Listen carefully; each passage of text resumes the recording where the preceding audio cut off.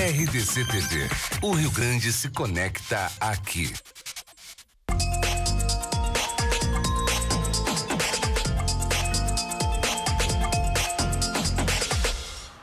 Olá, muito boa noite para você. No ar o programa Cruzando as Conversas, a sua companhia do final de noite de segunda a sexta-feira aqui pela RDC TV, segunda a sábado, desculpe, aqui pela RDC TV, e discutindo os principais assuntos relevantes para os gaúchos e para as gaúchas. No programa de hoje, a RDC TV começa dando início a uma grande cobertura das eleições 2018, com aí os integrantes, né, tudo que diz respeito às eleições de 2018 e também com entrevistas aos candidatos ao Piratini nessas eleições de 2018. Amanhã, a partir das 10:30 da noite, Matheus Bandeira será o entrevistado e no Cruzando as Conversas, durante 1h30, o candidato ao governo do estado pelo Partido Novo vai responder questões sobre segurança pública, educação, saúde, geração de emprego, entre outros temas levantados aí durante a atração. E você, né, telespectador, nosso telespectador, terá o papel fundamental, pois eles também aí responderão perguntas enviadas através do nosso Facebook. Serão escolhidas pela produção para fazer parte dessa entrevista, essas perguntas feitas por você aí de casa. A partir das 0h dessa terça-feira, você poderá enviar seu questionamento aí através do Facebook/RDC TV Digital. Vale destacar também que os vices serão entrevistados no programa Rio Grande em Movimento. Nesta terça ao meio-dia, Bruno Miragem, do Partido Novo, vai participar da atração aqui na RDC TV. Neste primeiro dia especial de programação, o Cruzando as Conversas discute a respeito da propaganda eleitoral nas eleições agora deste ano de 2018, iniciado oficialmente no último dia 16. Um instrumento é a chance dos candidatos se apresentarem e também reforçarem suas ideias para a população, para você aí de casa. Além da divulgação, a ferramenta também serve como medidor de intenção de votos e é um processo de análise da campanha eleitoral brasileira. Para debater este tema, recebemos e também já agradecemos a presença aqui no nosso estúdio do advogado eleitoral Rafael Morgental, também do diretor do Instituto Métodos Jefferson Jacques e do publicitário especialista em marketing político Zeca Honorato. E a sua participação também é essencial no programa. Envie sua pergunta, atenção, hein? E a sua dúvida através do WhatsApp 998 15 990. Que seu comentário apareça na tela, isso é bem legal e bem importante. Olha aí, presta atenção, envie mensagens através do Facebook/RDC TV Digital ou do Twitter, escrevendo o seu comentário e acrescentando aí a hashtag Cruzando as Conversas. Muito boa noite para meus convidados, obrigado pela presença nessa segunda-feira chuvosa, né? Esse inverno que não vai embora, estamos ao vivo aqui no estúdio da RDC TV. Eu tenho notado que nas últimas eleições, as campanhas, muita gente agradece, né? As campanhas têm começado mais tarde. Eu sou do tempo que ficavam horas, aquelas campanhas começavam cedo e realmente aquilo, a gente perguntando para as pessoas, para a população em geral, aquelas propagandas eram enfadões, ninguém mais aguentava, mais da manhã à noite, quando vinha o horário eleitoral, dava o efeito contrário. Me lembro que muita gente dizia assim, quando vem propaganda eleitoral, eu mudo de canal, desligo a televisão. E de uns tempos para cá, as propagandas têm começado quase em cima das eleições. Dizem que muitos eleitores, muitos telespectadores agradecem por isso, né? Mas tem gente que diz que talvez fique um pouco mais difícil de escolher o seu candidato, né? De saber as propostas dos seus candidatos. Quero saber com vocês, começamos falando sobre o assunto, o que vocês acham disso? Por favor, vamos começar pela minha direita.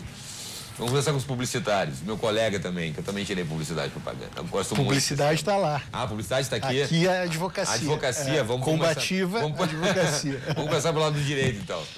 Tá bem. Bom, tem dois lados aí, né?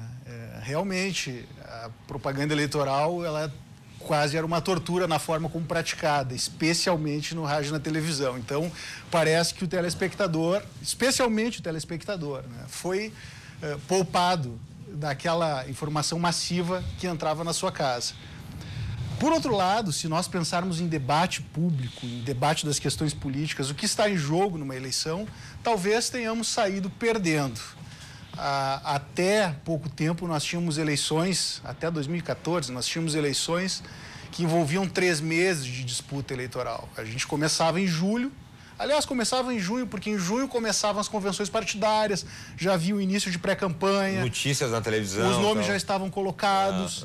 E agora, nós estávamos chegando em outubro e não em agosto e não sabíamos ainda quem seriam os candidatos. Aliás, não sabemos, né? A questão do presidente Lula é intrigante, não se sabe exatamente o que vai acontecer. Quero falar mais depois sobre isso. Mas, então, a título de consideração inicial, se eu tivesse que me posicionar, eu mais lamentaria do que louvaria esse encurtamento da campanha. Na verdade, nós estamos aqui dando uma vantagem competitiva a quem já tem visibilidade. O povo quer renovação e o resultado esperável, não sei qual é a opinião dos colegas, mas eu acho que nós vamos nos alinhar nisso, é de uma repetição das mesmas caras. Para efeitos de medir a audiência, para medir aí a aceitação dos candidatos, piora ou continua a mesma coisa, esse tipo de tempo mais reduzido? Tem 2 fatores atuando agora, né? Um é o encurtamento da campanha em si, que o eleitor não tem informação, o eleitor nos diz sempre nas pesquisas que ele reconhece que ele não busca a informação, ele espera a informação cair no colo dele. Ah, tem isso. Então, um fenômeno no início do ano, quando houve o doutor aqui pode nos ajudar, quando houve, esse ano pela primeira vez, as redes sociais podem ser utilizadas na campanha, né, até com impulsionamento e etc. Nós achávamos que o eleitor rechaçaria isso, porque como a política está essa coisa complicada, mais policial, né, do que política, né? Nós achávamos que o eleitor ia rechaçar muito isso. E nós começamos a nos surpreender que as pessoas, quando nos grupos qualitativos a gente falava, olha, esse ano pela primeira vez vocês vão poder receber material pelas redes sociais, os candidatos vão poder se expor mais. O que vocês acham disso? E eles dizem, pô, que legal. Mas sério? Vocês acham bom? Sim, porque a gente reconhece que a gente tem preguiça de procurar, a gente não vai atrás. Então, se vier para nós, melhor, a gente vai fazer um filtro do que é bom e do que não é bom. O que não é bom a gente bloqueia, o que é bom a gente acompanha. Então, assim, boas campanhas pelas redes sociais será legal. Agora, a campanha mais curta, realmente, o eleitor hoje, eles, por incrível que pareça, vocês vão ficar surpresos, mas acho que os profissionais da área aqui não tanto, mas o eleitor, ele desconhece a maioria dos candidatos, eles não têm informação concreta sobre, existe um limbo, não existe a informação. Então, a campanha mais curta realmente prejudica o debate, a quantidade de informações, etc. Por outro lado, realmente, não tem aquela campanha enorme e tal, que era muito cara também, né? O objetivo foi baratear também as campanhas, porque as campanhas estavam ficando em valores realmente estratosféricos, né? Mas, enfim... Que aí quem tinha dinheiro que acabava levando mais, será que... não? O dinheiro, quem tem dinheiro continua se dando melhor nas campanhas, não adianta, né? Não adianta. Enfim, mas... E do ponto de vista publicitário, então, falando, como é que fica esse desafio com uma campanha mais curtinha? Em primeiro lugar, boa noite aos nossos colegas aqui de bancada, de cadeira. Concordo, a desvantagem de falar por último é que já se falou alguns pontos que eu abordaria, como a questão da eleição do ponto de vista... Ideologicamente, nós vivemos o momento das renovações, né, do culto à renovação. Mas por ser um período muito restrito de propaganda eleitoral, por uma questão também de quem tem mais estrutura acaba se beneficiando, nós teremos mais uma eleição das reeleições, né? Então, é louvável esse acesso à informação que se falou aqui, mas eu não sei se ele é suficiente, quer dizer, eu até sei, mas a gente coloca assim dessa forma, se é suficiente para vencer grandes estruturas montadas, sobretudo para quem tem mandato, né? Então existe uma grande dificuldade. Do ponto de vista de publicidade, do ponto de vista de tempo, são 35 dias de rádio, TV e tal, fica mais concentrado. Os tempos não é só o tempo de duração, né? Os blocos também diminuíram, né? O tempo de blocos que eram de 30 minutos, que nós tínhamos programas longos. Hoje os blocos são de 12 minutos, 10 minutos. Então mudou também o tempo das peças publicitárias, né? Então ficou um pouco mais complicado de construir alguém do zero, né? Mas o desafio é muito grande, mas vencer as estruturas continua sendo a grande dificuldade. Né? Eu me lembro que nas últimas eleições e na antepenúltimas também, a gente teve ali cerca de 1 a 15% de renovação, a outra também em torno de 20% de renovação. Então, se o motivo era renovação, não essa campanha mais curta não adiantou, né? E ainda perdemos então a questão da escolha dos candidatos. Mas então seria o caso de voltar a campanhas mais longas ou abrir outros canais para os candidatos? Sempre que nós mexemos na lei eleitoral, nós corremos o risco de andar para trás. E eu tenho observado nos últimos anos, especialmente desde a reforma de 2006, que o legislador ele tem estado muito atento às normas de preservação do seu próprio poder, que aliás é bem óbvio, mas esse óbvio ele tem que ser dito. Nós não podemos nos iludir com soluções imediatistas e que às vezes dão resultados negativos. Vejam só, e já falei isso neste programa, nós criminalizamos a doação empresarial. Isso. Demonizamos o interesse econômico. Aliás, o que é bem típico do Brasil, como se fosse um interesse desprezível. É o interesse que dá as cartas em todos os jogos. No mundo inteiro, né? Na política. E nós não somos uma ilha. Pois bem, primeiro o Supremo Tribunal Federal vem e diz: pessoa jurídica não vota, portanto não pode doar. O legislador, sabiamente, aproveita esse ensejo, coloca isso na lei. Só que precisa compensar. O Zeca sabe bem, o Jefferson também. Não se faz campanha sem dinheiro. Há uma série de serviços e profissionais envolvidos que tem lá o seu custo. E nós não vamos escapar disso. Então vamos compensar a proibição de doação empresarial com financiamento público. E veja só, estamos nós, os cidadãos, novamente custeando uma campanha eleitoral. Com uma diferença. Antes eu poderia, como dono de uma empresa, escolher quem vai receber. Agora os tributos estão indo direto para a mão de dirigentes partidários. Aprovou-se um fundão eleitoral na casa de 1,7 bilhões de reais, que se soma a um fundo partidário, que é quase 1 bi, mais a renúncia fiscal da propaganda em horário eleitoral gratuito, nós estamos chegando quase a 3 bilhões de reais. É dinheiro. É dinheiro que não acaba. E especialmente o fundo eleitoral e o fundo partidário, sua distribuição está concentrada na mão dos dirigentes de Brasília, dos 35 partidos que nós temos, que estão escolhendo quem para receber, e aí nós explicamos a equação, aqueles que já têm mandato. Então, na prática, o sujeito que achou que ia poder disputar a política com condições de mais equilíbrio, nunca são equivalentes, mas com um pouco mais de chances de se tornar visível, ficou difícil. Porque ele não pode pedir dinheiro para o empresário, pedir para o cidadão, pessoa física, é algo que está fora da nossa cultura ainda mais em tempos de descrédito, e o dinheiro público está concentrado na mão de quem manda nos partidos. E os partidos estão hoje abertamente largando resoluções dizendo que os seus parlamentares vão ser privilegiados na distribuição desses valores. Então, a tendência óbvia de um regime como esse é a ultravisibilidade de quem já tem mandato, vai ter também dinheiro para investir em campanha, gastar uma fortuna em impulsionamento de link no Facebook, no Instagram. E agora pode. Agora pode. Então vejam que o sistema ele vai se metamorfoseando, mas o resultado normalmente é o mesmo. A gente tende a ter uma taxa de renovação bem baixa e pagando mais caro por isso, lamentavelmente. O que mais no início do ano, Cláudio e colegas, foi vendido para o eleitor, foi falado muito que haveria uma grande renovação. Sim, mas todo o formato que foi montado para esta eleição desmonta essa lógica. Vai haver uma renovação, acho que igual a todos os outros anos, talvez até menor.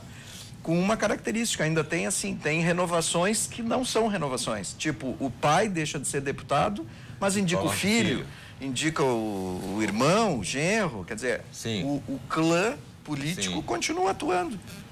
Há uma renovação de nome, uma troca de nomes, mas não de sobrenomes. Não de sobrenomes, sim, continua lá. Agora, achei interessante essa questão. Lembro que você pode participar aqui do nosso debate através do 99-815 9990 99-815-9990. Tá aí o nosso WhatsApp na tela, 99-815-9990, para tirar sua dúvida. Aqui estamos ao vivo. Eu achei interessante essa questão de que o eleitor não procura a informação, que ele prefere que a informação vale. Em épocas de redes sociais, será que essa abertura na outra eleição não era permitido ainda propaganda em redes sociais, né? Não. Será que isso vem de encontro com essa questão do eleitor precisar que a informação chegue, seja dada para ele, seja colocada no colo dele? ou também, ou os dois, por essa questão também do crescimento das redes sociais, né? Que hoje em dia os veículos tradicionais realmente têm dividido muito a atenção com as redes sociais, com a internet. Os dois, assim, historicamente, os institutos são muito questionados, porque na questão que a gente faz espontânea, né, quando a gente pergunta se a eleição fosse hoje, quem você votaria para governador, por exemplo, sem mostrar o disco com os nomes, Sim. até 30 dias antes da eleição, esse número gira em torno de 60% a 80% das pessoas respondem que não sabem espontaneamente. Não sabem. Isso é uma questão que a gente ouve muito em todas as eleições. Definitivamente. Existe um afunilamento nos últimos 15, 20 dias que o eleitor procura a informação, então. Ah, perfeito. Tá? Quando faz a questão estimulada com o disco, né, ele acaba olhando os nomes e acaba escolhendo. Esse número de não sabe cai para 30%, 20%, né? Mas na espontânea o número é muito alto, continua alto hoje. E se a gente observar as pesquisas que estão sendo divulgadas aqui no Rio Grande do Sul, por exemplo, todos os candidatos, existe uma... E no Brasil também, hoje, olhando a pesquisa do Ibope, todos os candidatos têm intenções de votos baixas, mais baixas do que historicamente qualquer candidato tinha nesta mesma época em outras eleições. Em outras eleições, olha que dado importante. Só para comparar, na reeleição que o governador Rigoto concorreu, lá por maio, junho, ele tinha 30% de intenção de voto. O governador Tarso tinha entre 25% e 30%. Hoje, os números que são divulgados, o governador Sartori tem entre 18% e 20%, os outros têm abaixo disso. Hoje, acabei, antes de sair de casa, olhar a pesquisa Ibope, né? Quando tira o Lula, que não deve conseguir concorrer, e o doutor aqui é o nosso especialista para dizer isso, mais à frente, mas o Bolsonaro tem em torno de 20%, depois tem a Marina tem, se não me engano, 12%, o Ciro 8%, 9%. Então, assim, os patamares de votos estão muito baixos. Isso, pelas pesquisas, a gente enxerga pela ojeriza que a população está do assunto político. É verdade. Não, eu vi uma pesquisa esses dias que eu vi ali que as intenções de votos para o governo do estado eram em torno justamente disso, de 10%, de 8%, 12%, e aqueles que não querem votar, que não querem saber, que não gostam, estavam em 28%. Nós fizemos um estudo há mais ou menos 45 dias atrás, nos 3 estados, foi uma iniciativa do Instituto com uma equipe de comunicadores aqui do Sul, só com eleitores no Paraná, em Santa Catarina e no Rio Grande do Sul, só com eleitores que declaram nesta eleição que pretendem anular o voto. Que é um fenômeno muito grande nas últimas eleições. No Amazonas, na suplementar o ano passado foi quase 50%, a do Tocantins suplementar agora foi 52%. Um número muito grande de pessoas está dizendo que não quer mais participar do processo. Né? Elas dizem, eu não vou votar, eu sei que a multa é 13,50, 13 alguma coisa, eu não vou votar, não quero mais participar disso. Então nós fizemos um estudo com esses eleitores, desde que eles foram selecionados, desde que eles não tivessem anulado em outras eleições. Então são pessoas que estão sofrendo este impacto nesta eleição. E é uma coisa muito impressionante, assim, o potencial de pessoas que anulará o seu voto ou não comparecerá para votar. Esse será o grande fenômeno dessa eleição, eu acho. É a questão do descrédito, né? E a questão, eu quero voltar para a questão das redes sociais, assim, né? Não muda nada pelo que eu vi aqui, então quem tem dinheiro, quem tem condições, quem tem recursos nas redes sociais vai continuar impulsionando, daí usando as redes sociais, mesmo não tendo esse espaço nos veículos tradicionais? Porque também tem uma ideia de que rede social é uma panaceia gratuita, né? Exatamente. Porque as pessoas acham, porque elas se comunicam de forma gratuita com os seus, aquilo ali é suficiente. Em primeiro lugar, que rede social é bolha, né? A gente fica falando com os nossos e provavelmente acha que a realidade, o mundo e a opinião de todos é baseado naquela opinião. Isso é interessante. Dos nossos, né? Isso é interessante. Porque é muito comum a gente dizer assim, olha, todo mundo que eu convivo é Bolsonaro. Mas não, né? Mas aí tu muda de turma, a gente convive mais turmas, mas todo mundo acha que tem que voltar o Lula. Então é porque a gente fica restrito à bolha. Que as pessoas que convivem com a gente mesmo. A gente que não impulsiona, porque dificilmente uma pessoa física vai impulsionar uma coisa. Fica ali, o que tu posta chega a 10%, 15%. 10% dos teus amigos, né, na tua timeline. Então, assim, fica restrito. E o impulsionamento é que torna o jogo, então, interessante, mas também torna o jogo econômico. E aí volta para uma questão original de, mesmo que os valores unitários e individuais sejam menores do que uma campanha, que outros valores de campanha, como programa de TV e tal, mas a gente ainda está falando de valores, uma competição que é em cima de diferença de poder econômico, né? Então, a ideia da internet grátis, aquela que eu falo com a minha mãe, que mora na China, não é a mesma para fazer campanha e falar com o eleitor que está fora da minha bolha, né? E a outra coisa, só para concluir o assunto, é que a gente também vai ter uma overdose de candidatos fazendo posicionamentos nas redes sociais, que vai chegar uma hora que vai dizer, tá bom, eu queria o acesso, agora eu estou entupido de acesso, bloqueia todo mundo, bola ao centro e deu uma bola. É verdade, eu já vi gente já colocando nas redes sociais. Começou faz 5 dias, imagina daqui a imagina colocando ali, por favor, campanha de candidato, não mande que será sumariamente bloqueado. Já ouvi várias pessoas dizendo, nem comece a mandar, e grupos também, as pessoas criam grupos ali, e aí você vê, entra logo em seguida ali, tá todo mundo, fulano saiu, fulano saiu, sabe? Então quer dizer que também tem essa questão da rejeição e do bloqueio que acontece nas redes sociais, né?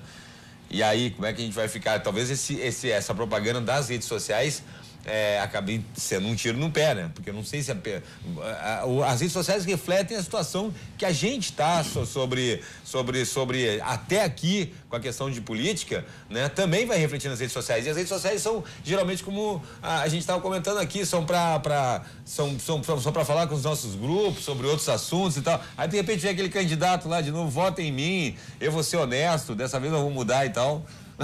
Vai dar problema, né? Por Gental, existe limite de gasto de impulsionamento? Não tem um limite específico, é o limite geral da candidatura. Então, por exemplo, deputado estadual, 1 milhão no Rio Grande do Sul, 2,5. Mas se ele quiser gastar todo 1 milhão em impulsionamento, ele pode? Pode fazer. Só que ele vai ter que pagar um advogado, não sei de onde é que ele vai tirar. Não, ok, uma suposição. Mas proporcionalmente pode pagar. Mas sim, ele poderia gastar 50%. Essa tua provocação é fantástica, porque a gente tem um cenário muito novo hoje. A ideia de impulsionamento nunca tinha chegado na política. Na última eleição era só propaganda espontânea. Pagar para aparecer e ter uma prioridade na visualização é algo que está acontecendo agora. E eu estava muito curioso e fiquei até um pouco desapontado para ver minha timeline cheia de anúncio, né? De candidatos, de partidos, e aí não aconteceu nada. Vai ser na última dos 10 Pois então, eu estava achando que era uma questão apenas operacional. Vejam só, o cara tem que abrir conta bancária, tem que tirar um CNPJ eleitoral, tem que obter o registro da candidatura. O Facebook está com complicações operacionais, porque eles trabalham no mundo inteiro com cartão de crédito, e aqui vai ter que ser boleto bancário, porque os partidos e candidatos não têm cartão de crédito. Sim. Então, só que o Mark Zuckerberg não é bobo, né? Ele está afim desses bilhões, fez uma operação toda embaladinha para o mercado brasileiro, mas está com dificuldades.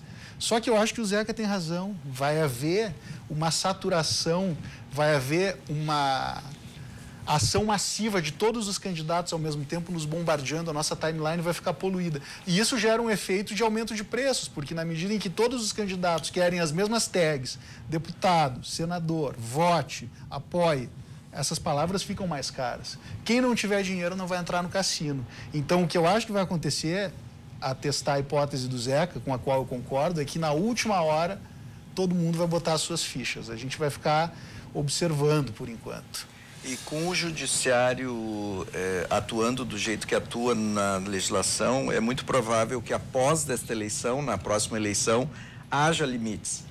Porque provavelmente alguns candidatos vão ter gastos, ou sei lá, vão dar um jeito de aparecer muito mais do que outros, né? Então eles vão acabar limitando, sei lá, um percentual talvez da verba total, só pode gastar 10% ou 15%. Bem possível. Porque eles atuam muito nisso. A justiça, ela tem sido, como a legislação, reagente aos fatos. Eu recentemente escrevi um artigo no Conjur tratando desse assunto e mostrei que a justiça eleitoral não tem ferramentas para combater, por exemplo, um abuso do poder algoritmo.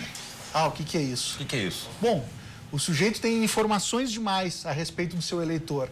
Ele traça um perfil do eleitorado e consegue dar aquela comunicação que só o marketing sabe fazer, de contar no ouvidinho do cara... Especialmente para aquele tipo de pessoa. Aquela história que ele tem que ouvir. Pois é. Só que ele entra em contradição com outros discursos que ele deu para outras pessoas. Pois é.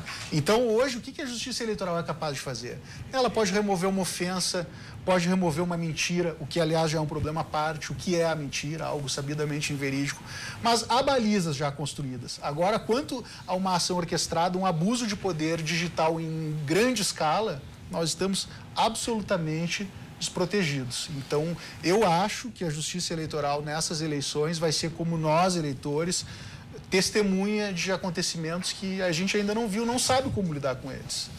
Aqui as perguntas aqui de casa já estão chegando pelo 99815 9990, 99815 9990. Aqui o nosso telespectador pergunta o seguinte: gostaria de saber dos convidados qual a opinião sobre o voto facultativo. Não seria isso realmente a mudança necessária? Realmente assim seria ótimo, corpo a corpo da internet. Abraço aí ao Rafael. Luciano Menezes, apresentador do Café da Manhã, nosso colega aqui da RDC TV. O que os meus convidados acham a respeito do voto facultativo? Eu acho que ele favoreceria novamente quem já é eleito, quem tem estrutura de captação de voto. Eu vou querer saber por quê, mas eu vou querer saber por quê depois do intervalinho aqui do nosso Cruzando as Conversas. A gente volta em 2 minutinhos para continuar aqui então debatendo as eleições, abrindo então a cobertura da RDC TV para essas eleições de 2018. É um instante só, não sai daí.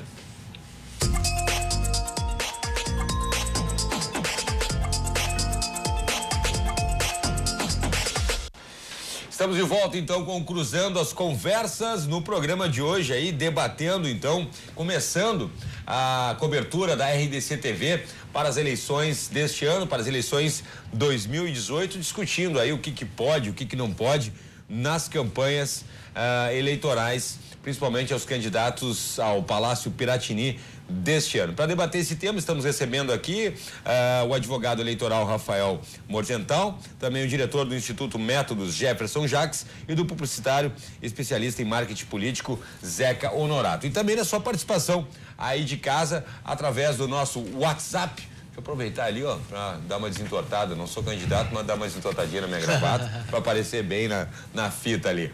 Olha aqui, ó, a gente já está com o WhatsApp ali, então 99815-9990 e a gente já tem uma perguntinha aqui no último bloco de um telespectador.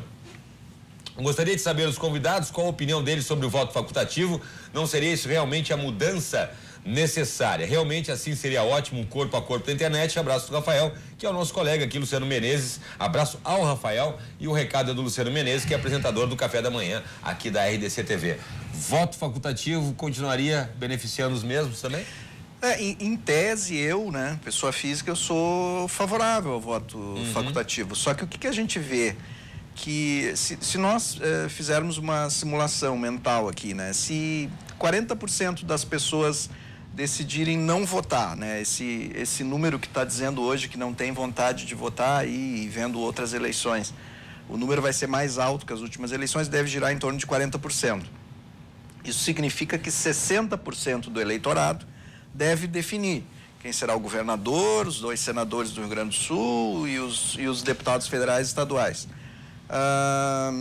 Destes 60% de eleitores que vão votar, existem hoje, por exemplo, no caso dos deputados, existem deputados que defendem lá os funcionários públicos, o outro defende os agricultores, os grandes agricultores, o outro que defende os pequenos agricultores, o outro tem a pauta do esporte.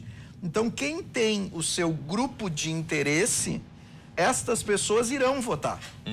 Então, quando uma parte do eleitorado se retira do processo eleitoral, ela, na verdade, está havendo um benefício para quem já é deputado, quem tem o seu estadual ou federal, porque ele tem uma equipe de trabalho, ele tem verba para trabalhar sua reeleição, né, que o Morgental que falou, ele recebe verba lá do fundo eleitoral. Então, existe um benefício para quem já é do ramo. E as outras pessoas se retiram do processo. Então, que espaço sobra neste eleitorado que vai votar efetivamente para o novo, para isso que o eleitor está dizendo, a renovação. Sim. Que espaço sobra de renovação? Para haver a renovação, tem que ver voto maciço, tem que ter voto maciço, né? O eleitor tem que procurar isso. O que é a renovação. É a mesma coisa que votar em branco achando que está fazendo um grande protesto, quando na verdade só valem os votos. E Zeca, é a mesma coisa, isso é um erro. É um erro que nos grupos qualitativos a gente ouve muito. As pessoas dizem assim, não, eu não vou votar, porque daí, se nós que não vamos votar conseguirmos atingir 50% dos votos, a eleição será cancelada e estas pessoas que concorreram não poderão concorrer. Então, vai ter outros candidatos. Daí eu pergunto, mas de onde é que vocês tiraram isso? Não, eu recebi uma corrente do WhatsApp. Daí a gente tem que dizer, olha, isso não procede. Não voto, o voto anulado é descartado. Só são contados os votos efetivos. E as pessoas não sabem disso. Existe um desconhecimento muito grande. E aí elas nos dizem assim, mas por que ninguém nos informa disso? Não. E a gente diz, mas o TSE, toda eleição faz uma campanha dizendo a importância do voto, etc. Ah, mas é que a gente não acredita mais em nada, em instituição nenhuma. Tinha que ser uma pessoa que tenha credibilidade. Se nem o TSE mais é levado em consideração pelo eleitor, nós estamos vivendo tempos realmente muito, muito estranhos. Quem poderia ser essa pessoa? Essas correntes de WhatsApp, até a minha mãe já me mandou várias, ela recebeu várias, amigas dela, isso circula muito, é uma desinformação. É um desserviço. E eu fico pensando o seguinte, quem fica perdendo tempo, e não é perdendo tempo, isso tem um objetivo muito claro, obviamente, quanto menos eleitores comparecerem, alguém será beneficiado. Sim. Então deve ter alguém que fica proliferando esse tipo de fake news, de informação falsa, que vai prejudicar efetivamente a política. É verdade. Voltamos aqui então aos nossos telespectadores, a sua participação aí de casa no nosso WhatsApp. Boa noite, uma pergunta. Os publicitários vão apostar mais no Facebook ou no Instagram para divulgar seus candidatos, tendo em vista que o Instagram está sendo mais utilizado que o Facebook, né? Qual a aposta de conteúdo na internet? Instagram ou Facebook? A pergunta aqui é da Bruna Essig, jornalista. Muito obrigado pela participação, Bruna Essig, aqui no nosso Cruzando as Conversas. Será que vai apostar mais no Instagram? Eu noto que o Instagram ganhou um espaço muito grande nos últimos tempos aí, em relação ao Facebook. Foi a Bruna que fez? Foi a Bruna que fez a pergunta. Bruna, as redes sociais, elas têm cada uma as suas próprias características, linguagem, e elas se diferem, por mais que as pessoas achem que não, por estarem presentes simultaneamente em várias redes, elas são diferentes entre si. Sim. Se eu for botar assim numa linguagem popular, assim, o Facebook é muito mais povo, muito mais popular e muito uma faixa etária média a alta, e quando o Instagram é mais elitista, digamos assim, o Twitter ainda mais. Então, evidentemente que só isso por si só já muda essa ideia de uma ou outra, né? Depende muito do perfil e da característica da candidatura, é assim que eu vejo. Por linguagem, entenda-se o tipo de mensagem, a forma como se dá a mensagem. Por exemplo, o Instagram é muito mais os stories, né? Os bastidores, a vida do lado B, por trás da história. E o Facebook tem uma disseminação muito mais de posicionamento e assim por diante. Então é muito complicado de escolher uma ou outra. Geralmente os candidatos estão presentes em todas as plataformas, inclusive no Twitter, que não pegou no Brasil, não é uma rede no Brasil. Não pegou, como que é utilizado como no Donald Trump dá suas notícias pelo Twitter, não pelo porta-voz americano. Então, não tem essa relevância toda, mas os candidatos lá se organizam para também estar presente no Twitter. Então, as redes acabam tendo um papel complementar de linguagem, por mais que as nossas mães, que a gente falava ali, estejam também presentes nas redes sociais. Eu, por exemplo, se fosse direcionar uma campanha a um público da faixa etária da minha mãe, por exemplo, só para dar um exemplo que me ocorre agora, eu estaria muito mais presente no Facebook, por exemplo, do que no Instagram, e assim por diante, né? Eu tenho um filho de 20 anos que já não está no Facebook, já não é uma cultura do Facebook como é para outras gerações. Então, assim, a gente tem que buscar o eleitor e o consumidor de acordo com a sua característica, faixa etária, posicionamento, comportamento, né? Então, elas são complementares e diferentes, depende da candidatura. Bruna Essig, minha colega jornalista, espero que tenha sido respondida a tua pergunta. Agora, pergunta para o Rafael, se ele acredita que o fator determinante dessas eleições será o índice de rejeição dos candidatos. Tadimor Fontoura. Bem, eu até primeiro mando um grande abraço para o Tadimor, meu querido amigo, e também para o Luciano, que nos ensina todos os dias a fazer um bom café da manhã, querido vizinho, nos brindando com a sua audiência. Eu deveria escapar dessa pergunta difícil e passá-la para o Jefferson, mas vamos encarar o debate, então. É possível que o nível de rejeição resolva a eleição por uma razão simples. Nós estamos num cenário polarizado. E é possível, digo aqui a eleição presidencial, que sempre é a eleição que chama mais atenção. Nós vamos acabar, segundo uma aposta aqui que eu faço, e sujeito a todas as censuras do futuro, num cenário polarizado. As preferências vão se filtrando e o eleitorado fica de novo naquele lado, esquerda e direita. Bem, e aí a gente vai ter que partir não para o voto de preferência. Num cenário assim, o voto que prevalece é o voto útil. Quer dizer, quem desses dois aqui é menos intragável para mim? Então, num cenário assim, tudo pode acontecer. De uma coisa eu tenho certeza, não vai ser a escolha genuína que o eleitor quer. Porque aqui há pouco o Jefferson comentava, a pulverização das preferências, as pesquisas estão mostrando que os ovos estão distribuídos em vários cestos. Não há uma liderança que desponte. E apesar da gente ter hoje uma candidatura, digamos assim, mais orgânica, que é a candidatura do Bolsonaro, e de outro lado a candidatura do Lula, não há nenhuma certeza de que essas candidaturas vão sobreviver ao primeiro turno. O Bolsonaro por uma restrição de visibilidade. É certo que hoje é a pessoa que mais engaja em redes sociais, se coloca como um outsider e tem uma adesão que eu não me lembro de ter visto no Brasil, assim, espontânea mesmo, está movimentando interesse na política, mas é possível que a candidatura dele vá derreter na medida em que comece o horário eleitoral gratuito, porque ele tem muito pouco tempo. Vai ser uma campanha tipo Enéas. E eu ainda não sei que tipo de efeito isso vai ter sobre o eleitorado, aquele eleitorado raiz. Sim. Que não está ligado na política, mas acaba pegando no intervalo do almoço, ou ouve no rádio, ou propaganda. E o Lula é uma incógnita jurídica, né? Eu nem queria entrar nessa polêmica, porque isso é saia justíssima. Mas eu quero saber depois a opinião. Mas vamos deixar o debate andar. Porque quando eu falei que ia fazer isso, o pessoal em casa, cara, quero saber como é que é a questão do lado da jurídica, principalmente da questão, né?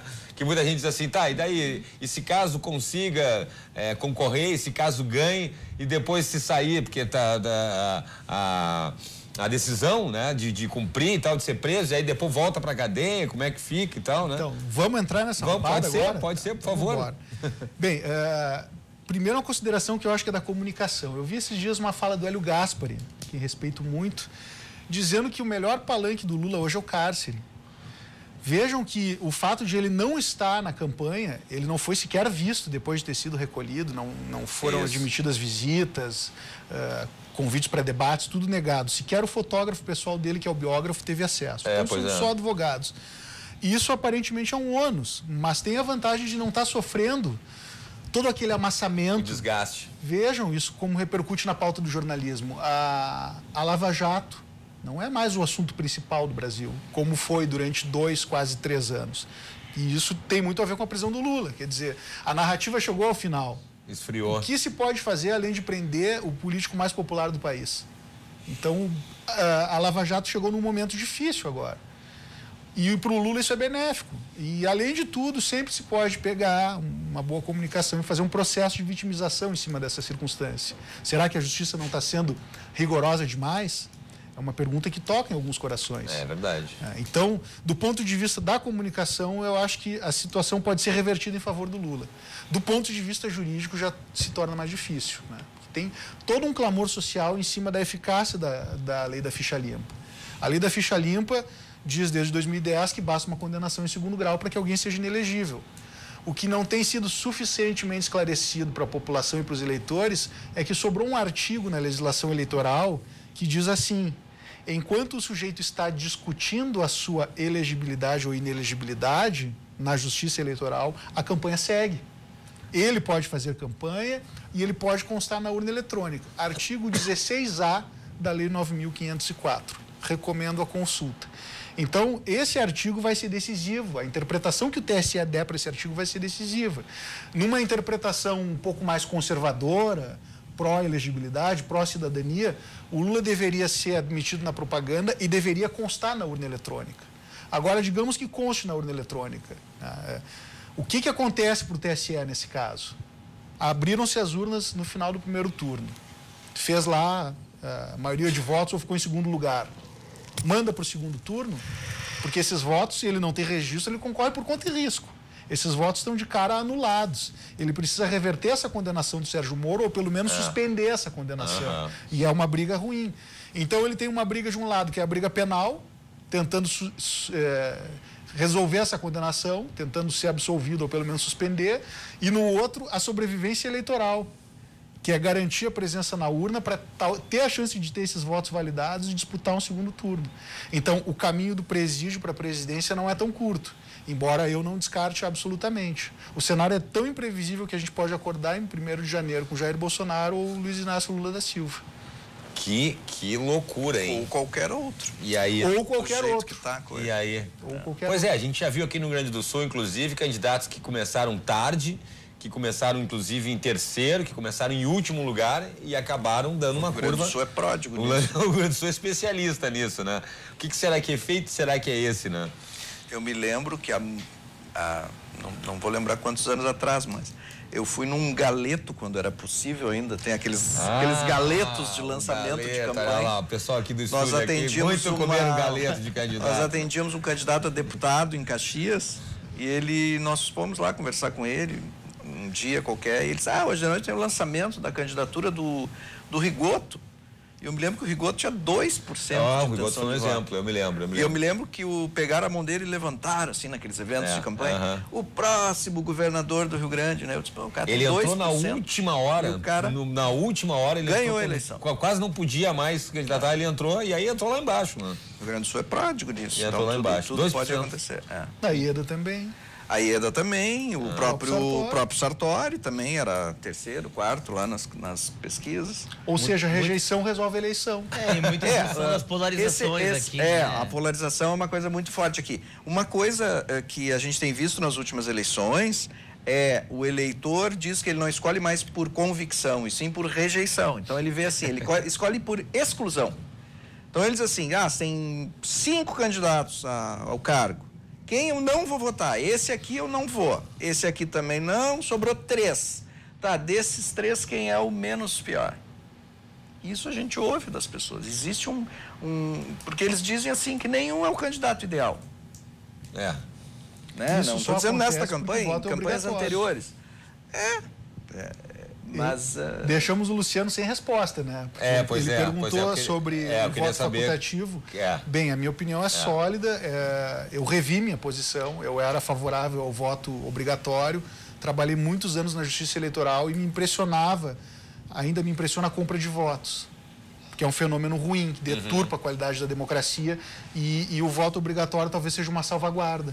Porque o sujeito que não tem interesse, está lá vulnerável, com pouca educação, pouca informação, ele talvez entregue o seu voto em troca de um dinheiro. Então, o voto facultativo ele teria esse efeito nefasto. Não é só o dinheiro, é o favor, é um produto, uma obra, qualquer coisa, uma vantagem qualquer. A compra de votos ela é super criativa, né? Até a dentadura.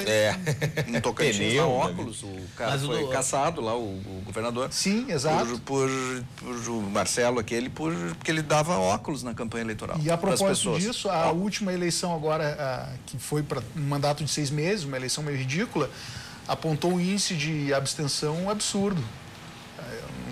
Na suplementar de Tocantins, deu 52%. 52%. Vejam. Apesar do voto ser obrigatório. Imagina se fosse facultativo. Mas as pessoas não querem. Eu estou fazendo campanha em Tocantins, Acre e Roraima. E Tocantins E tu acha que vai, nessa eleição real agora, vai ter algo parecido? Na nacional, nas estaduais, em várias. Esse fenômeno é o fenômeno da eleição. As pessoas não quererem votar, quererem se abster, pelo menos desta. Agora pensa por outro lado, né? Eu acho que a única forma de mudar o país, a política, ou pelo menos tangibilizar aquilo que as pessoas manifestam é aprendendo a votar. Sim. Então, sem a cultura democrática estabelecida, eu acho que nesse momento o voto facultativo seria ainda pior para o país. Eu acredito que sim. O voto obrigatório, pelo menos, a gente vai ter que, na marra, né, pelo menos vislumbrar que seja um aprendizado do eleitor em relação ao voto. Ou seja, não menosprezar a informação, não subestimar a informação, ir atrás, procurar politizar até as conversas dentro de casa e família. o voto obrigatório pelo menos nos obriga a ter essa pauta, né? O voto facultativo acho que seria nesse cenário, então seria 10% na urna. Pois é. Mas eu sou um resistente. Eu faço uma provocação, inclusive. Por favor. Qual seria o resultado de uma escolha real, autêntica? Quem quer vota, quem não quer não vota. Que lições nós tiraríamos disso?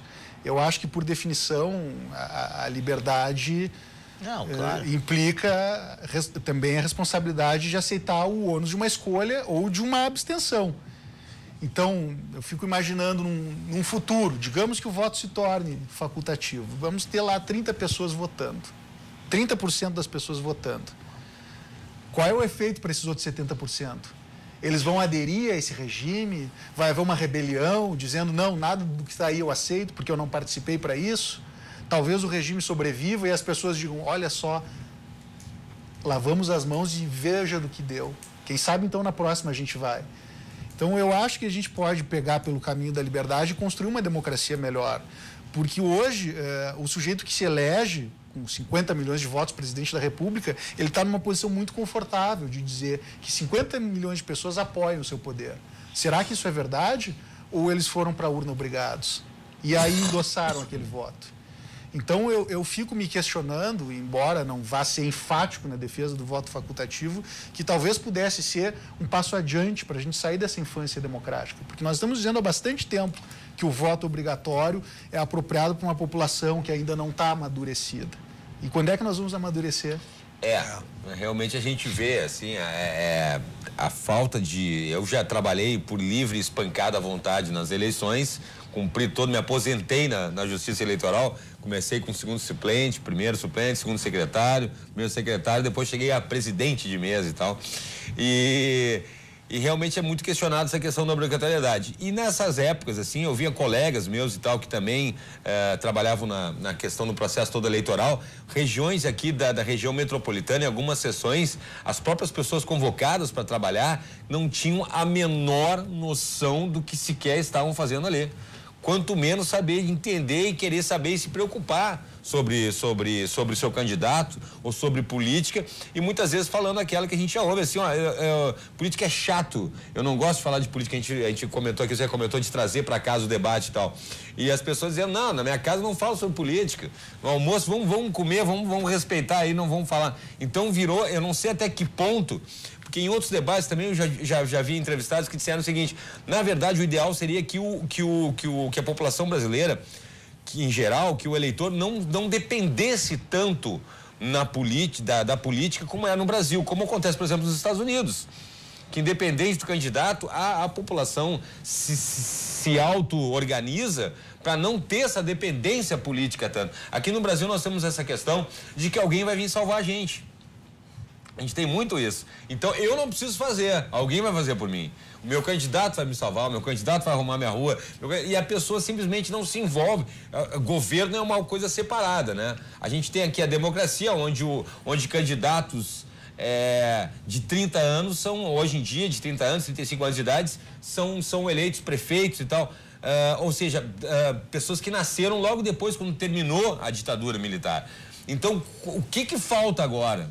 Qual é o problema agora? Antes nós tínhamos uma ditadura, nós não tínhamos voto, nós não tínhamos a democracia, e agora? Nunca tá bom. E agora? O que falta agora? Quer dizer, estamos elegendo pessoas que nasceram depois da ditadura e que também não estão dando muito certo em muitos casos.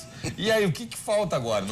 O eleitor quer um salvador da pátria. Quer um salvador da pátria. Só que essa pessoa não existe. Não vai existir. O eleitor, naquela coisa do nós temos preguiça de procurar, a gente quer que caia no colo. Impressionado com isso. Eles também têm preguiça de ir reclamar lá na prefeitura, lá na Câmara de Vereadores. Total. Ele reclama no Facebook ali. Total. Ele reclama, é o reclamador oficial de Facebook, sabe?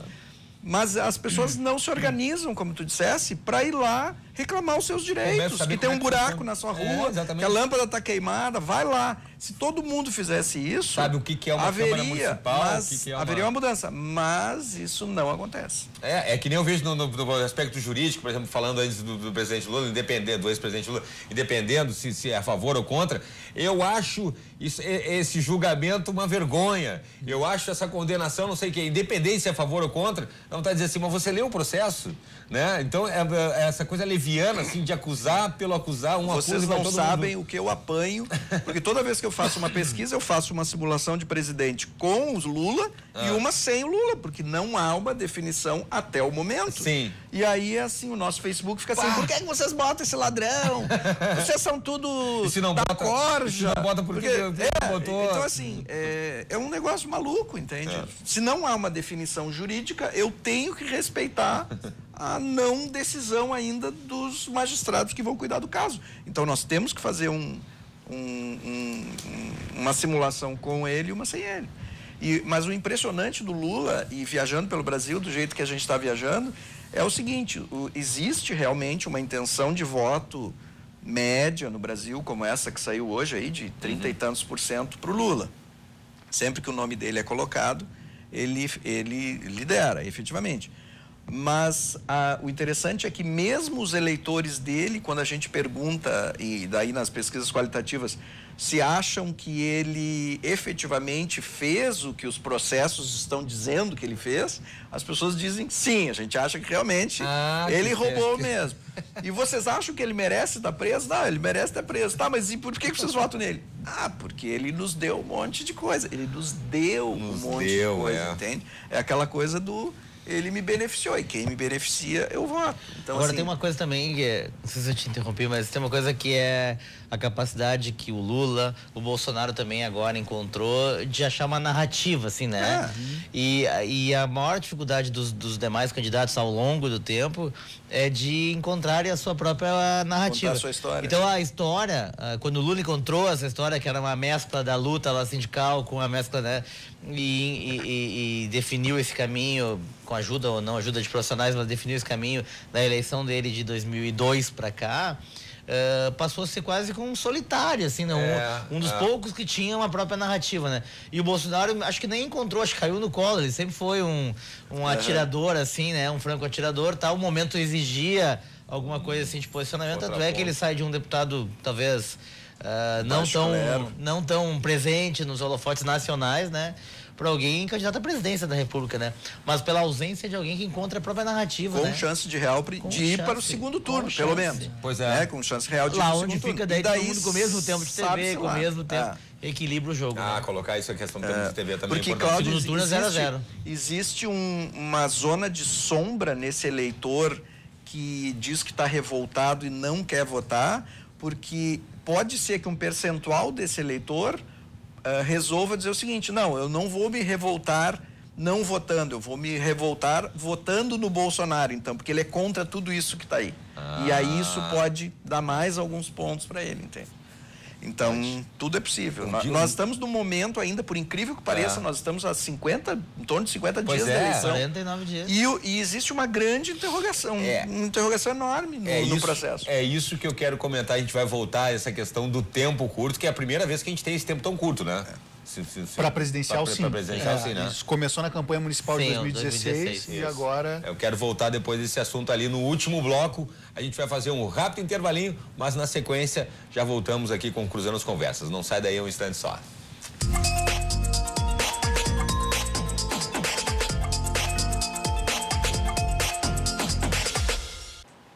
Cruzando as Conversas está de volta aqui pela RDC TV, canal 24 e 524 da NET, e também pelas nossas plataformas digitais. Hoje discutindo, abrindo a cobertura da RDC TV aí dessas eleições em 2018, principalmente aos candidatos ao Palácio Piratini. Para debater esse tema, estamos recebendo aqui, agradecemos sempre a presença do advogado eleitoral Rafael Mogental, também do diretor do Instituto Métodos Jefferson Jacques e também do publicitário especialista em marketing político Zeca Honorato. E a sua participação também é fundamental. Muito obrigado aí pelo nosso WhatsApp para tirar sua dúvida aí, esclarecer o que você pensa. 998 15 99 90, 998 15 99 90. E também seu comentário pode aparecer aí na tela através do Facebook /RDC TV Digital e do Twitter também, escrevendo o seu comentário, acrescentando a hashtag Cruzando as conversas. E anote na sua agenda também, olha aí, ó. No dia 24 de setembro está marcada, vai ocorrer o debate entre os candidatos que disputam aí o governo no Rio Grande do Sul. Já no dia 1º de outubro, o debate será entre os candidatos a vice-governador do estado. Os dois debates anteciparão a grande cobertura que a RDC TV está planejando para o dia 7 de outubro, data em que ocorre o primeiro turno das eleições. Bom, no bloco anterior eu falava justamente sobre isso. A gente nunca teve uma campanha, agora a gente está aí há cerca de 49 dias das eleições, né? E a gente nunca teve, pelo que eu tenho ouvido aí, realmente uma campanha mais curta, mas também muitos eleitores se queixando que não tem informação. E a questão é essa. Prejudica aqui, pelo que a gente falou no início do bloco aqui, eu acho que prejudica um pouco a questão da informação de quem está interessado realmente em conhecer os seus candidatos. Eu acho que prejudica um pouco, né, Zeca? Não, prejudica, favorece aqueles que têm lembrança, que têm estrutura. Quem já está, né? Torna mais caro o voto, porque tenho menos tempo para fazer e montar uma estrutura ou alcançar outras localidades e tal. A gente não tem um tempo de construção mais orgânico, né? Tem que construir de uma forma mais... enfim, impulsionada, seja impulsionada literalmente nas redes sociais ou impulsionada na vida social, né? Força bruta. Com força bruta. Existe também uma ideia de que uma campanha mais curta também vem ao encontro dessa ojeriza pelo momento, mas eu confesso que seria mais produtivo para o país que a gente tivesse talvez um pouco mais de tempo, até pra gente, porque a gente trabalha com campanha, estou fazendo majoritária, quem está trabalhando, o primeiro grande desafio esse ano vai ser convencer a não abstenção, né? Eu levar o eleitor para a urna, se ele for para lá já estamos com meio caminho, agora vamos ver. Vamos ver quem para ele votar. Porque eles não querem nem votar. Eles não querem nem votar. Exatamente. Não querem nem falar sobre isso. Exatamente. Como é que a gente chega perto de uma pessoa, consegue alcançar uma pessoa que não quer ouvir não quer nem ouvir aquele assunto? Os candidatos mais me perguntam e até aqueles que eu não estou trabalhando diretamente agora, por estar envolvido, mas assim, tá, vem cá, me dá uma dica, como é que eu vou abordar aquele cara que eu abordar? Oi, tudo bom? Posso me dar teu... É verdade. Posso te dar o meu santinho? Tá difícil? Tá difícil, eu já ouvi assim, por favor, tá me atrapalhando aqui, eu já ouvi dizendo que o candidato chegou ali, por favor, a pessoa já ofendida, nem quer ouvir. Mas quando a pessoa fala, eu sou candidato, queria dizer, não, por favor, só um pouquinho. Respeito, eu tô com a minha família aqui no parque. Exatamente, eu tô com a minha família aqui, não quero receber nada. Virou um assunto desagradável, por incrível que pareça. Embora seja um assunto mais importante, pois é. Nós precisamos definir nesse ano, sem sombra de dúvida. Exatamente. Que é para que lado o país vai. E se tanta gente quer renovação... Não lado esquerda ou direita, mas qual é o caminho que nós vamos escolher para desenvolver o país. Essa é outra questão do lado esquerdo e direito, né? A gente comentava ali antes, 35 partidos. Será que existem, eu sempre faço a pergunta, 35 ideologias diferentes?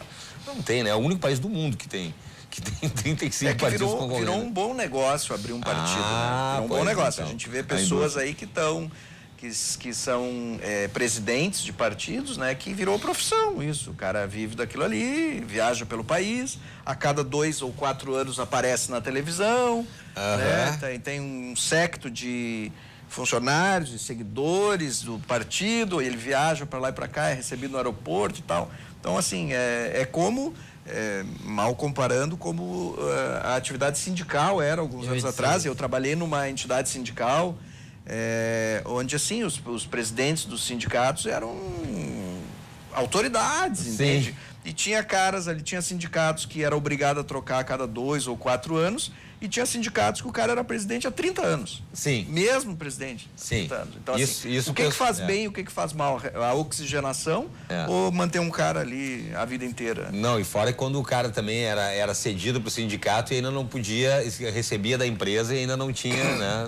Não precisava trabalhar e tal. Realmente, aqui no Brasil, a gente consegue sistemas que funcionam no mundo inteiro, isso é muito curioso, às vezes até triste, mas a gente consegue fazer alguma criatividade aqui pro mal, infelizmente. Precisa ser estudado, brasileiro precisa ser estudado, né? Porque ele consegue dar uma distorcida na coisa. Mas pro bem também, né? Eu acho que nós temos essa potência cultural aí. E as nossas manifestações esportivas mostram isso. É verdade. apesar dos fiascos recentes aí, o Brasil ainda é o melhor futebol do mundo. É verdade. Talvez a gente ainda não seja controvérsia. Há controvérsia aí nas Copas do Mundo, né? Mas, enfim.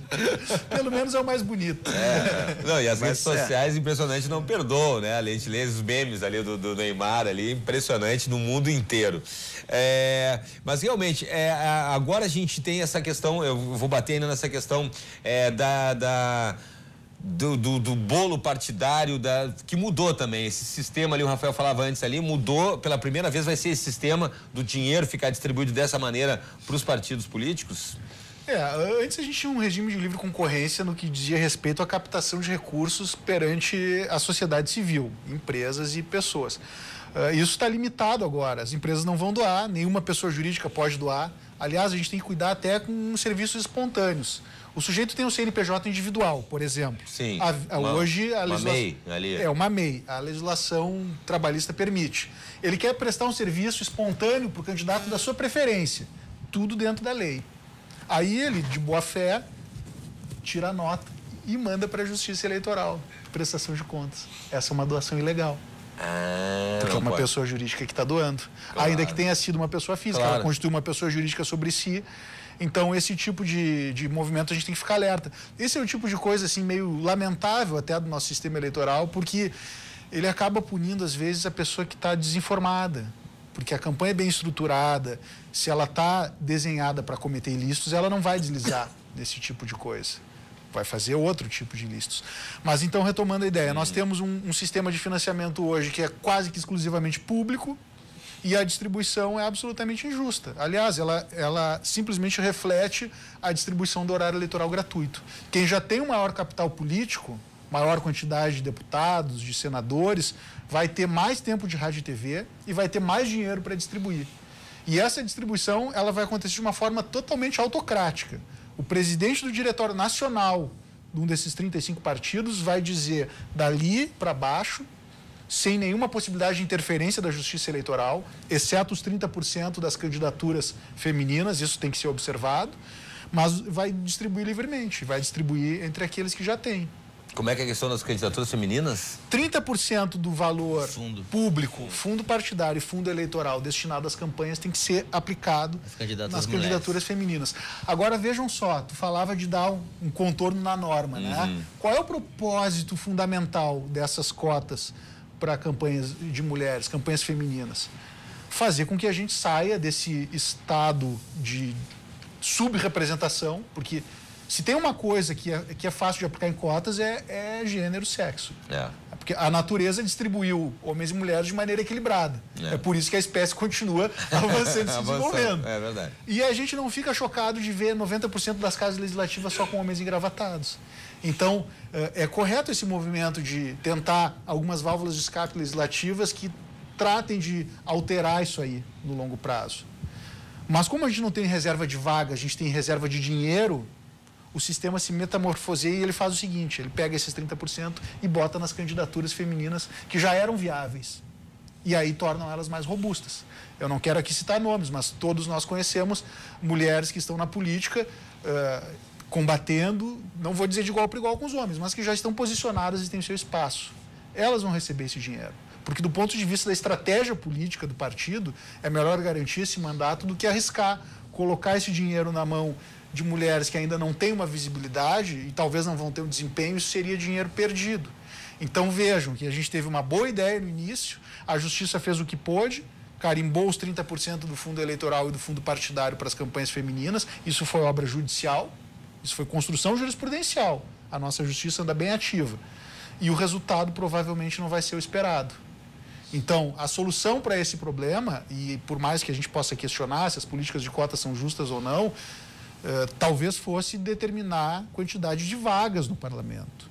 X cadeiras, não vou dizer 50%, mas já seria muito melhor se nós tivéssemos 30% de mulheres na política.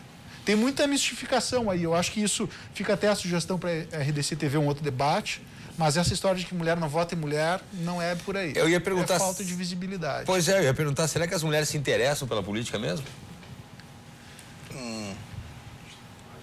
Elas são as mais resistentes a entrar para o processo, porque elas são muito críticas, né? E elas enxergam tudo isso que está acontecendo na política e elas ficam se perguntando se vale a pena elas participarem, tentarem melhorar aquele processo todo, né? Porque elas sabem que é uma coisa bastante complicada. E a questão do exemplo, né? Nós não temos referências. Uma menina olha para o universo político, vê homens sérios, de gravata. Ela não tem uma referência com que se identificar. O processo político ele é muito de identificação, né? Transcende o racional. Falta essa referência. É verdade. Por falar em meninas e meninos, deixa eu te interromper uma coisa que eu lembrei agora.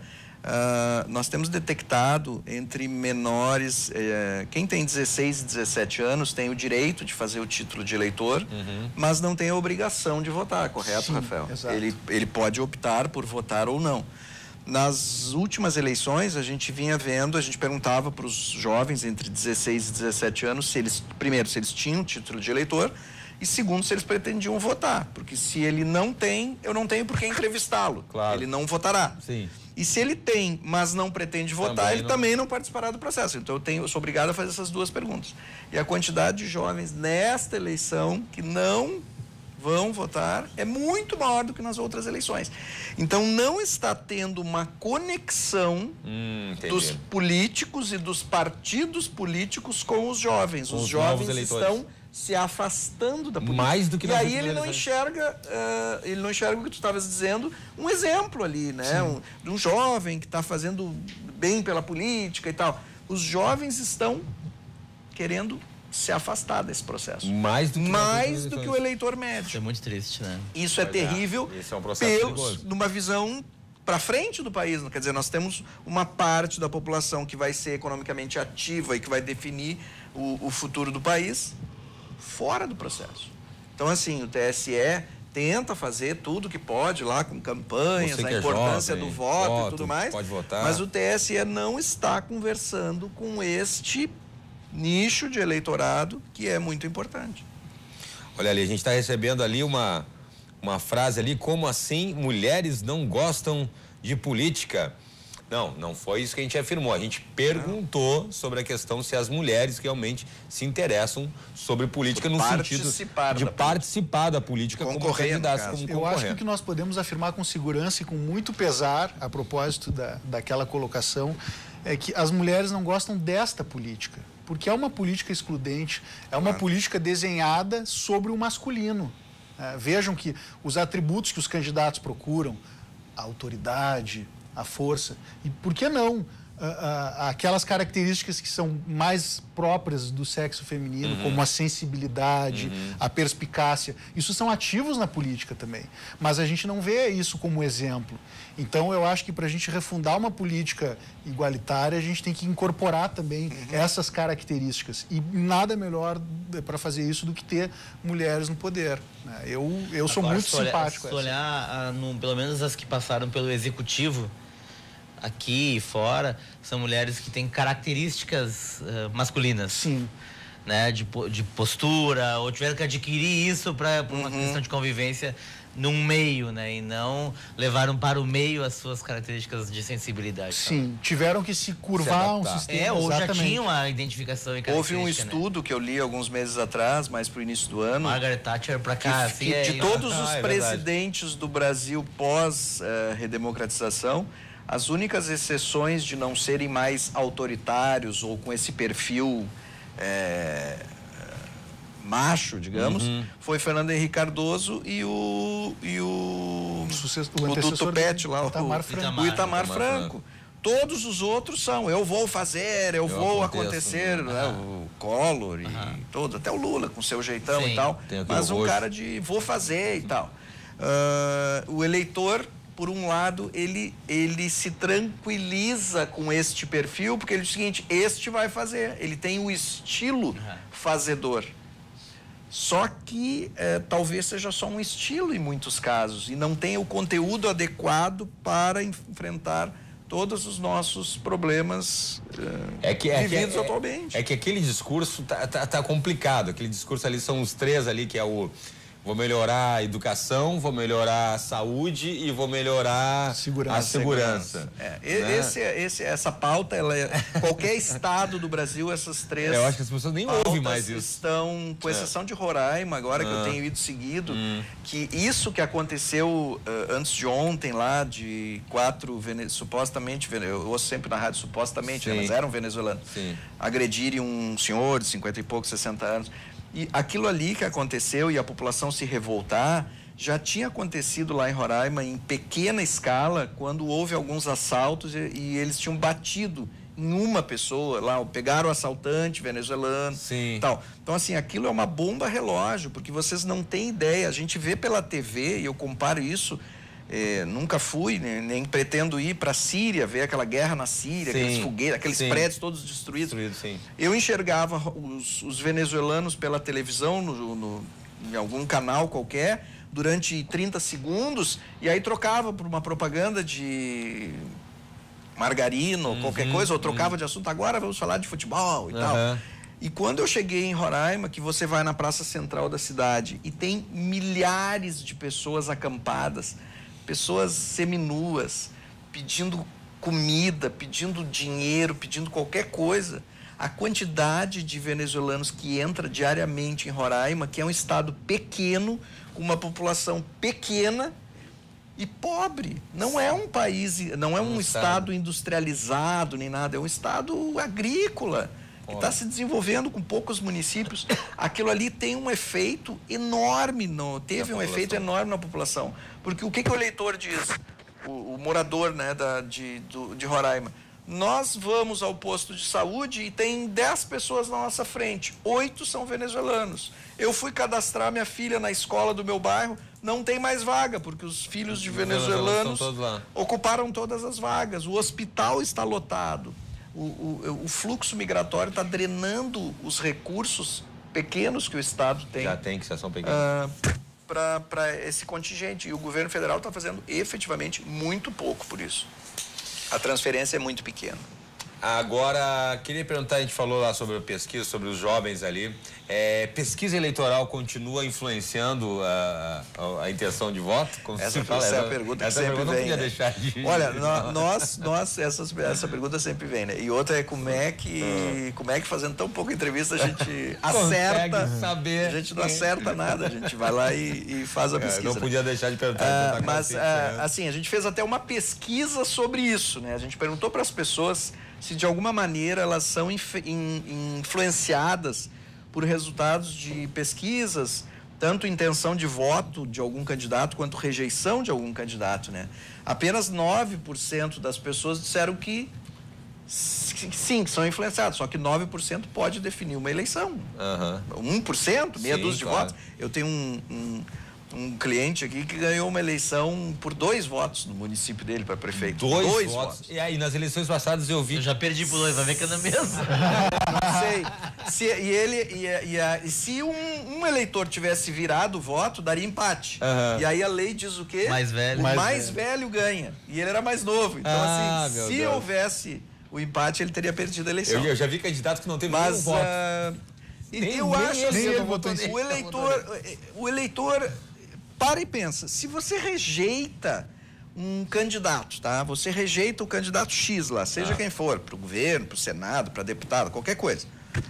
Não é porque eu vejo uma pesquisa dizendo que esse cara tá bem, tá em primeiro ou em segundo lugar, que vai me fazer parar de não gostar dessa pessoa e passar a votar nela, entende? É uma coisa que não cola muito. Sim, eu não gosto daquele candidato, aquele candidato tá na frente. Antigamente, nas outras eleições, e o Rafael vai corroborar isso, os candidatos gostavam de ficar bem nas pesquisas porque isso atraía doações de empresas, né? Vinha mais dinheiro, eu tô na frente, vou ganhar. Hoje não tem mais essa doação, então no que interfere isso? Voto útil. Pode ser o voto útil e tal. O que a gente está vendo efetivamente nacionalmente aqui no estado, em outros estados não, a diferença é bem diferente daqui, mas aqui no Rio Grande do Sul, assim, é um achatamento das intenções de votos, entende? Intenção de votos são baixas todas elas. Bom, infelizmente o programa já está quase chegando no final, então vou abrir aqui para os meus convidados as considerações finais. Aí a gente tem aí, vamos fazer que tipo candidato de debate, né? Vamos começar com o doutor Rafael, ali a gente tem cerca de 2 minutos para cada convidado para fazer as considerações. E nós fazer uma réplica. Por que nós temos favor, doutor Emílio. Vote em mim. Eu já fiz cobertura. réplica, eu vou na tréplica. Essa aí eu já fiz cobertura com candidatos ao governo do estado aqui, que o candidato tinha os 2 candidatos, aí o penúltimo poderia falar para agradecer. Aí o candidato penúltimo agradeceu. Quando chegou o último, em vez de agradecer, atacou. Aí não podia mais. Atacou o outro, não tinha mais voto, que terminou o debate. Isso daqui nem o último dia da propaganda eleitoral, que todo mundo vai lá e carrega no adversário, porque não tem jeito de resposta. É do jogo, né? Por favor, doutor Rafael. Bem, eu quero dar, mais uma vez, uma mensagem de otimismo. Eu acho que a forma da gente sair desse atoleiro de desconfiança com a democracia é buscar informação. Fico um pouco chateado de ver falta de criatividade num povo que é tão criativo. A gente tem hoje as agências de fact-checking, né, que são empresas que verificam as mentiras que são contadas e derrubam fake news. Eu não vi ninguém que faça esse serviço em propaganda eleitoral. É verdade. Seria bonito desmascarar as promessas mentirosas. Né? E eu não falo só da mentira, às vezes é por ineficácia. O sujeito diz que vai fazer isso, aquilo outro, e depois no seu histórico, se ele não é um novato, ele não tem nada. Então, acho que falta um pouco de criatividade, mas o nosso cenário ainda não é catastrófico. O que nós temos que prestar atenção, e aliás, a gente quase não explorou esse assunto, muito bom escolher um presidente, uma governadora, uma senadora, excelente, mas e os deputados? Né? Porque essa eleição, que ela é quase subterrânea, ela acontece silenciosamente nos seus nichos, lá onde o cara tem o seu... curral eleitoral é uma palavra muito feia, né? Mas ela está consagrada. Isso aí faz a diferença. Nós tivemos um impeachment no Brasil que foi feito no Congresso Nacional. Tudo bem, há outros atores, imprensa, sociedade civil, mas, afinal de contas, os deputados têm muito poder. Então, se eu pudesse chamar a atenção dos eleitores para um fato importante nessa eleição, é eleger bons parlamentares. Talvez até mais importante do que eleger um bom líder do executivo, um chefe de Estado, uma função importantíssima, mas alguém que possa garantir que esse sujeito vai ter sobrevivência. Porque a gente está ainda, exatamente, nós estamos juntando os cacos de 2014. A eleição de 2014, no plano nacional, não acabou. Boa parte dessa fissura e dessa polarização tem a ver com impeachment. Então, eleger bons deputados, boas deputadas, é a questão de sobrevivência para a nossa democracia, que está combalida, mas eu acredito que ela ainda está na ascendente. Por favor. Pegando um gancho do Rafael, o eleitor hoje, isso de todos os estados do Brasil que a gente vem trabalhando, ele percebe que o Congresso Nacional hoje tem muito mais poder do que o presidente da República. Porque são eles que aprovam ou não as leis que o presidente encaminha. E tanto, eles dizem assim, eles chegam a dizer assim, tanto o Congresso tem poder que toda vez que o Temer é acusado de alguma coisa, ele tem que ir lá e negociar com eles, porque senão eles derrubam ele. Sim. Então o poder está no Congresso. O eleitor sabe disso. Só que ele tem muita dificuldade em, primeiro, entender o que um deputado faz. Eles, por incrível que pareça, eles não sabem o papel do deputado estadual e do deputado federal, eles não sabem direito. E se vocês pararem para prestar atenção, não há candidato praticamente nenhum que explica isso para o eleitor. O eleitor não sabe.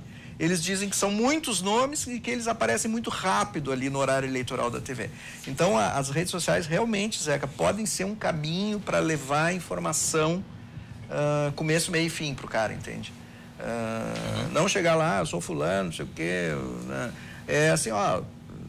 Eu sou um candidato que vai defender tais pautas como deputado federal, porque o deputado federal faz isso e tal.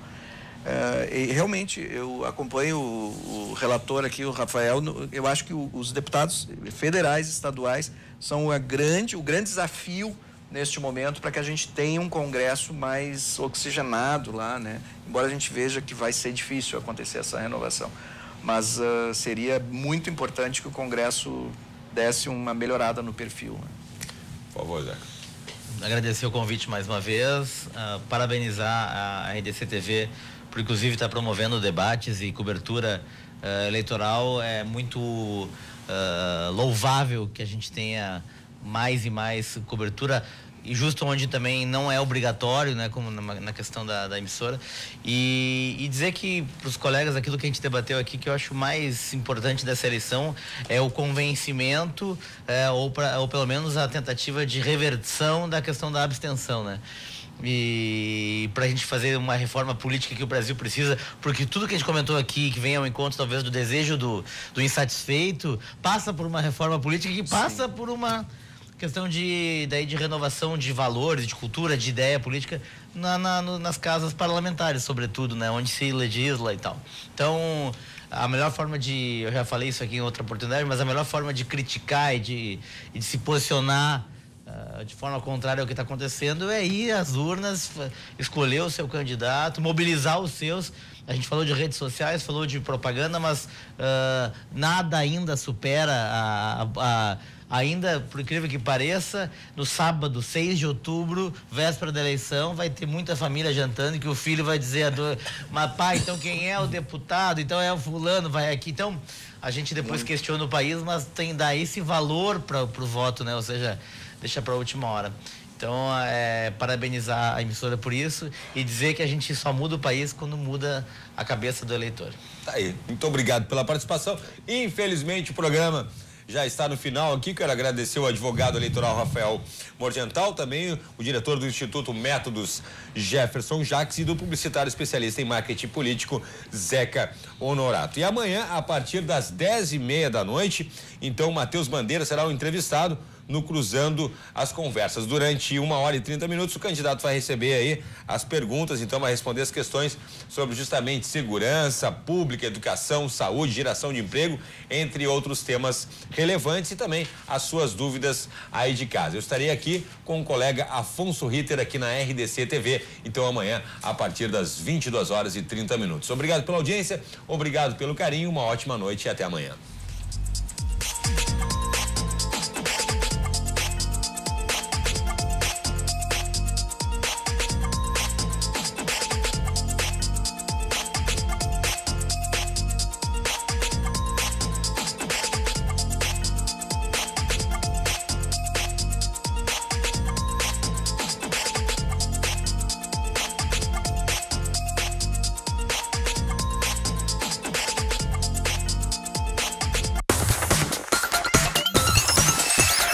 RDC TV.